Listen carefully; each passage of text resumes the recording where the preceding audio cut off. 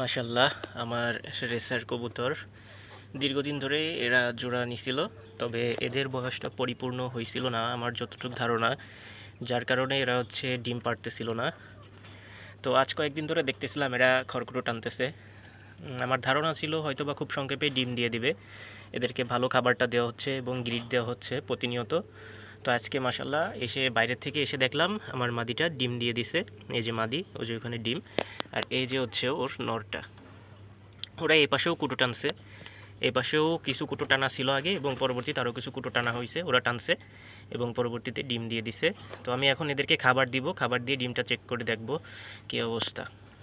কবুতরগুলোকে খাবার দিয়ে দিলাম, কবুতরগুলো খাবার খাচ্ছে। এখানে এদেরকে এখন বর্তমানে ধান খাইতে দেওয়া হচ্ছে, যেহেতু ধানের ভিতরে পুষ্টি উপাদানটা একটু বেশি থাকে, এর কারণে এখন একটু ধান খাইতে দেওয়া হচ্ছে এবং মিক্সচার খাবারটা আবার নতুন করেও দেওয়া হবে পরবর্তীতে ইনশাল্লাহ। আপাতত এদেরকে ধান খাইতে দিচ্ছি, যেহেতু এদের বাচ্চা প্রায় বড় হয়ে গেছে আর নতুন করে আরও 2 জোড়া কবুতরের ডিম আছে। তো মাশাল্লাহ, আমার আল্লাহর কাছে অনেক অনেক শুকরিয়া। আল্লাহ আমাকে এত সুন্দর একটা সম্ভাবনা দিচ্ছেন যে আমি এটা বলে শেষ করতে পারবো না। তো এখানে আমার দেশি রেসার, গিরিবাজ, বুনো এবং সিরাজি কবুতর আছে এবং পাশাপাশি 2টা দেশি মুরগিও আছে।